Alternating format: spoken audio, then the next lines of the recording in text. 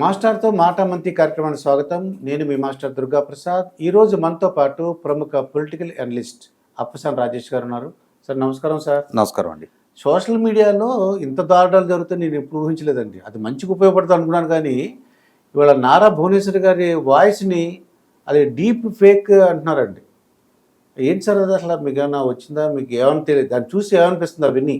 ఇప్పుడు మనకి తెలుగు సమాజానికి, ముఖ్యంగా ఉభయ తెలుగు రాష్ట్రాల్లో ఉన్న పౌర సమాజానికి, ఉభయ తెలుగు రాష్ట్రాల్లో ఉన్న రాజకీయాల్ని కొన్ని దశాబ్దాలుగా గమనిస్తున్న మనకందరికీ కూడా తెలిసిన వాస్తవ పరిస్థితి ఏంటి అంటే, నారా భువనేశ్వర్ గారు ఈ మధ్యకాలంలో చంద్రబాబు నాయుడు గారు అరెస్టు జరిగిన తర్వాత మాత్రమే ఆవిడ బయటకు వచ్చి కొంచెం ప్రజలతో మమేకం అవుతున్న తీరు గమనించాను తప్ప, ఎన్టీ రామారావు గారి కుమార్తెగా, చంద్రబాబు నాయుడు గారి సతీమణిగా, రాజకీయ నేపథ్యం కలిగి ఉన్న కుటుంబానికి సంబంధించిన వ్యక్తి అయ్యుండి కూడా ఏ రోజు కూడా క్రియాశీలక రాజకీయాల్లోకి కానీ ప్రజాబాహుళ్యంలోకి వచ్చిన పరిస్థితి లేదు.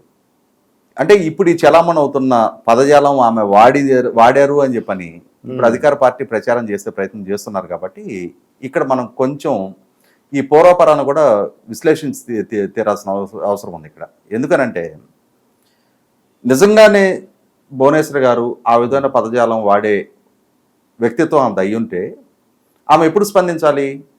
తన కుమారుడు నారా లోకేష్ని వైసీపీ పార్టీ వ్యూహాత్మకంగా తన ఒక అసమర్థుడుగా, నాన్ సీరియస్ పాలిటీషియన్గా, ఒక తిండిపోతుగా, అంటే విశాఖపట్నంలో జరిగిన సిఐఏ కన్వెన్షన్ జరిగిన సందర్భంగా 25 లక్షల రూపాయల స్నాక్స్ తినేశాడు అని చెప్పని ఆరోపణలు చేసిన సందర్భంగా, హాయిలాండ్ కొట్టేశాడు అని ఆరోపణలు చేసిన సందర్భంగా, తనకి తెలుగు కూడా స్పష్టంగా పలకలేడు అని చెప్పని తను అవహేళన చేస్తున్న సందర్భంగానే తన కుమారుడు అంత అవహేళనకు గురవుతున్న సందర్భంలో ఆమె ఆ రోజు స్పందించి ఉండేవారు. అంటే ఇదే వ్యక్తిత్వం ఆమెది కనుక అయ్యి ఉన్నట్టయితే, ఇంత పరుష పదజాలంతో ఇతరులను దూషించే వ్యక్తిత్వం ఆమెది అయ్యి ఉంటే ఖచ్చితంగా తన కన్న కొడుకు అవహేళనకు గురవుతున్న సందర్భంగానే ఆ రోజు బయటకు వచ్చి మాట్లాడి ఉండేవారు, స్పందించేవారు డెఫినెట్గా. అదే సందర్భంలో చంద్రబాబు నాయుడు గారి మీద ఎన్ని రకాల ఆరోపణలు ఆ రోజు రాజశేఖర రెడ్డి గారి దగ్గర నుంచి ఈరోజు జగన్మోహన్ రెడ్డి గారి వరకు, ఇన్ఫాక్ట్ ఇంకా రాజశేఖర రెడ్డి గారు ఏముంది, కొన్ని దశాబ్దాల రాజకీయ నేపథ్యం చంద్రబాబు నాయుడు గారికి ఉంది. ఆ రోజు కాంగ్రెస్ పార్టీ కానీ వాళ్ళ వైసీపీ పార్టీ కానీ రాజకీయంగా చంద్రబాబు నాయుడు గారితో విభేదించే వివిధ రాజకీయ పక్షాలు చాలా సందర్భాల్లో చాలా రకాల ఆరోపణలు చేశారు, విమర్శలు చేశారు, ఆయన అవహేళన చేశారు, ఆయన మీద రాళ్లదాడి చేశారు.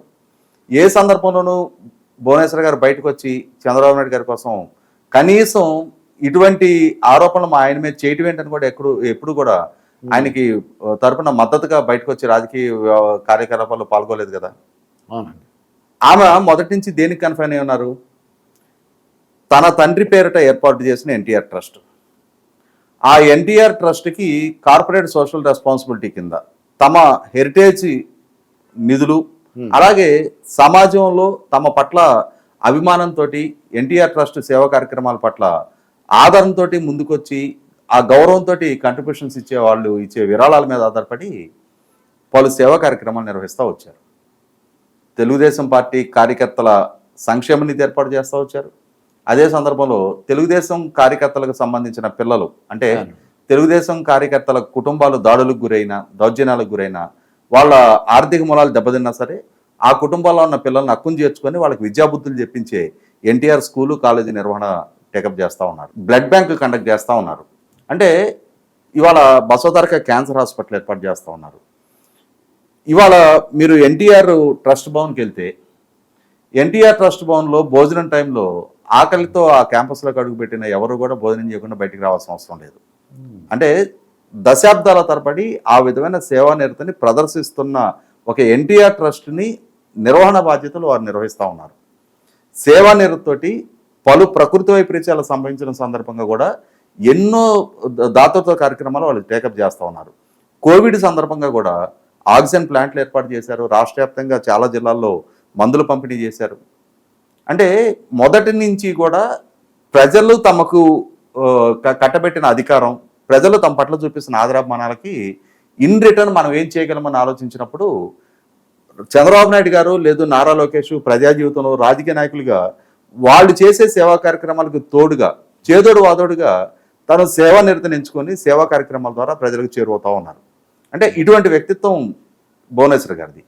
వారు ఏ రోజు దోషణ పోషణకు పాల్పడ్డ తీరు కానీ, కనీసం ఒక్కరిని పరుషంగా నిందించిన సందర్భం కూడా ఈ రోజు దాకా మనం చూడాల.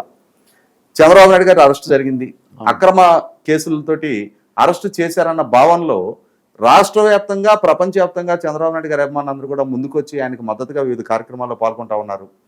ఆ సందర్భంగా నిజం గెలవాలి పేరిట కార్యక్రమాలు ఏర్పాటు చేసిన సందర్భంగా కూడా చంద్రబాబు నాయుడు గారు తప్పు చేయలేదు, ప్రభుత్వం అక్రమంగా ఆయన నిర్బంధిస్తుంది, వాస్తవాలు అంటే నిజం ప్రాతిపదిక మీద కనుక విశ్లేషిస్తే చంద్రబాబు నాయుడు గారు తప్పు చేయలేనిది నిర్ధారణ అవుతుంది, కానీ ప్రభుత్వం అసత్య కథనాలతోటి వక్రీకరించిన సమాచారంతో కేసులు నమోదు చేస్తుంది అని చెప్పని ప్రస్తావించారు తప్ప అక్రమంగా అరెస్ట్ చేశారండి. జగన్మోహన్ రెడ్డి గారును ఇంకొకళ్ళను దూషించలేదే. తన భర్త జైల్లో ఉన్నారు అంటే సహజంగా ఆమెకు ఆవేదన ఉండాలి, బాధ ఉండాలి, ఆక్రోశం ఉండాలి, ఆగ్రహం కలగాలి, కానీ ఆమె సమయం పాటించారే. ఇవాళ సమాజంలో విచ్ఛిన్నకరమైన వ్యాఖ్యలు చేయలేదే, విద్వేషాలు పెంచే ఉద్రిక్తతలు పెంచే వ్యవహారశైలి ఆమె ఎంచుకోలేదే.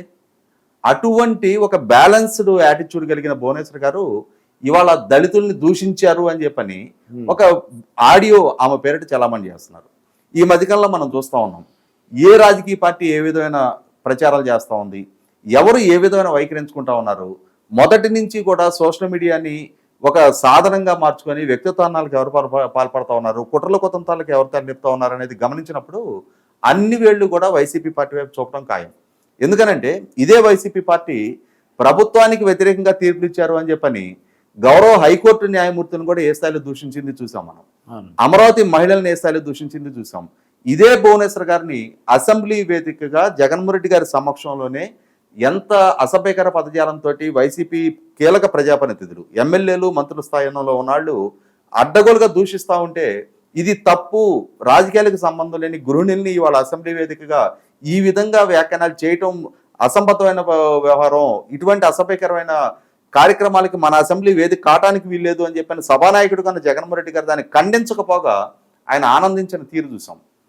ఇటువంటి నాయకులు, ఇటువంటి శ్రేణులు, ఇటువంటి నాయకుడు కలిగి ఉన్న పార్టీ ఈరోజు ఇటువంటి డీప్ ఫేక్ టెక్నాలజీ ద్వారా ఇంతకన్నా మెరుగైన ప్రచారం చేస్తారని చెప్పని మనం ఎట్లా ఆశిస్తాం.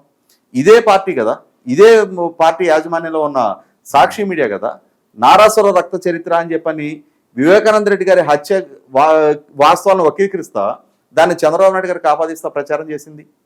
ఇవాళ సిబిఐ ఏమి నిర్ధారణ చేస్తుంది, సొత్తదారులు ఎవరు పాత్రదారులు ఎవరు అని చెప్పని ఇవాళ అసలు సిసలు పాత్రలు ఎవరు అనేది ఛార్జ్ షీట్ల ద్వారా సిబిఐ కోర్టుకు స్పష్టం చేస్తూ ఉంది కదా. కాబట్టి ఏంటంటే మొదటి నుంచి తప్పుడు ప్రచారాలకు వాడుకుంటా ఉన్నారు. ఈ మధ్యకాలంలో చూసాం మనం చంద్రబాబు నాయుడు గారు భారతీయ జనతా పార్టీ తోటి ఇప్పుడు కుదిరిన పొత్తు అనేది తాత్కాలికమే, ఎన్నికల వరకే అని చెప్పని వ్యాఖ్య చేసినట్టుగా తెలుగుదేశం పార్టీ లెటర్ హెడ్ మీద ఎన్నిసార్లు ఇప్పటికీ ఇటువంటి అంటే అక్రమ ప్రచారాలు, అసత్య ప్రచారాలు ప్రజల్లోకి చలామణి చేసే ప్రయత్నం చేశారు. ఇవన్నీ గమనించిన తర్వాత ప్రజలకు ఒక అంచనా ఉంది. అంటే ప్రజలకి వాస్తవం ఏంటి, సత్యం ఏంటి, అసత్యం ఏంటి అనేది అంచనా వేసుకోగలిగే పరిజ్ఞానం ఇవాళ ఉంది. 2019 ఎన్నికల నాడు ఆ రోజు జగన్మోహన్ రెడ్డి గారు అయినా వైసీపీ పార్టీ అయినా సరే ఆనాడు తెలుగుదేశం పార్టీ మీద, ఆనాటి ప్రభుత్వం మీద రకరకాల ఆరోపణలు చేశారు. 6 లక్షల కోట్ల అవినీతి జరిగింది అన్నారు. అది అమరావతి కాదు కమరావతి అన్నారు, పట్టిసీమ కాదు వట్టిసీమ అన్నారు, పోలవరం సవరించిన అంచనాల్లో 25,000 కోట్ల రూపాయలు అవినీతి జరిగింది అన్నారు, హాయ్లాండ్ లోకేష్ కొట్టేశాడు అన్నారు, అగ్రిగోల్డ్ భూములు రాష్ట్ర వ్యాప్తంగా తెలుగుదేశం నాయకులు కొట్టేశారు అన్నారు, 37 మంది సీఎల్ని డిఎస్పీలుగా ప్రమోట్ చేస్తే అందులో 33 కమ్మ సామాజిక వర్గీయులే అన్నారు. ఇట్లా రకరకాల ఆరోపణలు ఆ రోజు సక్సెస్ఫుల్ గా చేయగలిగారు. ఆ చేసిన ఆరోపణల్ని ప్రజలు విశ్వసించే విధంగా ప్రచారం చేయగలిగారు. అదే సందర్భంలో తమకు అధికారం కట్టబెడితే తాము ఏం చేస్తామని కూడా వివిధ వర్గాల ప్రజలను లక్ష్యంగా చేసుకొని రకరకాల వాగ్దానాలు చేశారు. ఇవాళ 5 సంవత్సరాల పాలన గడిచింది. ఇవాళ మీరు పాలకుడు, మీ పాలన ప్రాతిపదికగా ప్రజల దగ్గరికి వెళ్ళి ఓటు అడగాల్సిన స్థాయిలో ఉన్న మీరు ఇవాళ మీ పాలన ప్రస్తావించి మా ఘన విజయం ఇది, మేము ప్రజలు చేసిన వాగ్దానాలు ఈ స్థాయిలో నెరవేర్చాం, మీ జీవన ప్రమాణాలు ఈ స్థాయిలో పెంచాం, మేము చెప్పిన విధంగా ఈ స్థాయిలో ఇరిగేషన్ ప్రాజెక్టులు పూర్తి చేశాం, రాజధాని నిర్మాణం పూర్తి చేశాం, మీకు ఉపాధి కల్పన చేశాం, పారిశ్రామిక పెట్టుబడులు రప్పించాం, సంపద సృష్టి చేశామని చెప్పని చెప్పుకోదగ్గ ఘనత ఒక్కటి కూడా లేదు. కాబట్టి అవి ప్రజల్లో చర్చనీయాంశంగా కాకుండా ఉండటం కోసం ఈ మధ్యకాలంలో చూస్తున్నాం మనం గులకరాయి పేరిట సృష్టించిన హంగామా చూస్తున్నాం, దాని పేరిట సానుభూతి రప్పించుకోవడానికి చేస్తున్న ప్రయత్నం చూస్తున్నాం. ఆ సంఘటన జరిగి 10 రోజులు పైగా గడిచిపోయినా కూడా ఇప్పటికీ బ్యాండేజ్ తీయని జగన్మోహన్ రెడ్డి గారి వ్యవహార శైలి చూస్తూ ఉన్నాం. ఇవన్నీ చూస్తుంటే ఒక ఆర్కెస్ట్రేటెడ్ ఫ్యాబ్రికేటెడ్ ప్రచారంతో ప్రజల్లోకి చేరువవుతున్న వైసీపీ పార్టీ, ఆ నాయకుడు ఇంతకన్నా ఘనమైన ప్రచార నేపథ్యాన్ని ఎంచుకుంటారని మనం ఎట్లా ఆశిస్తాం? కాబట్టి వాళ్ళ ప్రజలు రిలీజ్ అయ్యి ఉన్నారు. భువనేశ్వర్ గారు ఆ విధంగా వ్యాఖ్యలు చేయగలిగే వ్యక్తిత్వం అవునా కాదా, అసలు చేసే నేచర్ ఆమె అవునా కాదా అనేది ప్రజలకు ఒక అంచనా ఉంది. ఇవాళ వైసీపీ పార్టీ ఎటువంటి విధానాలు ఎంచుకుంటుంది అనేది కూడా ఒక స్పష్టత ఉంది. కాబట్టి 2019 నాడు చలామణైన అదే స్ట్రాటజీని మళ్ళీ 2024 కూడా ఇంప్లిమెంట్ చేయాలని చెప్పని వైసీపీ ఎంచుకుంటున్న ఈ విధానాన్ని ప్రజల పరిగణలోకి తీసుకోవటం లేదు. 100% పాలకుడిగా జగన్మోహన్ రెడ్డి గారి పనితీరు ప్రాతిపదికగానే ఎన్నికలు జరుగుతాయి. ఆ పనితీరు ప్రాతిపదికగా ఆయన నేను మంచి చేస్తే ఓటేయండి లేకుంటే వేయొద్దని ఆయనే అప్పీల్ చేస్తున్నారు. కాబట్టి దాన్ని పరిగణలోకి తీసుకునే ప్రజలు ఒక నిర్ణయానికి ఇప్పటికే వచ్చేస్తా ఉన్నారు. ఇటువంటి డీప్ ఫేక్ టెక్నాలజీ ద్వారా చేసే ప్రచారాలని కనీసం మాత్రం పట్టించుకోవడానికి కానీ దాని గురించి ఆలోచన చేసే తీరిక కూడా ప్రజలకు లేదు. ఆల్రెడీ వాళ్ళు డిసైడ్ అయిపోయారు ఎవరికి ఓటు వేయాలి ఏంటన్నది. ఇప్పుడు ఎన్నికలు 2 వారాలకు వచ్చున్నాయి. 5 సంవత్సరాల పరిపాలనా తీరు మీద ఒక నిర్ణయానికి ఎవరి జీవితాల మీద ఎటువంటి ప్రభావం పడిందనే ప్రాతిపదిక ప్రజలు ఒక స్పష్టతకు వచ్చేస్తుంటారు కదా. ఇదేంటి అప్పసాని రాజేష్ గారితో జరిగిన ఇంటర్వ్యూ. మరొక ఇంటర్వ్యూతో మీ ముందుంటాను. మీ మాస్టర్ దుర్గా ప్రసాద్.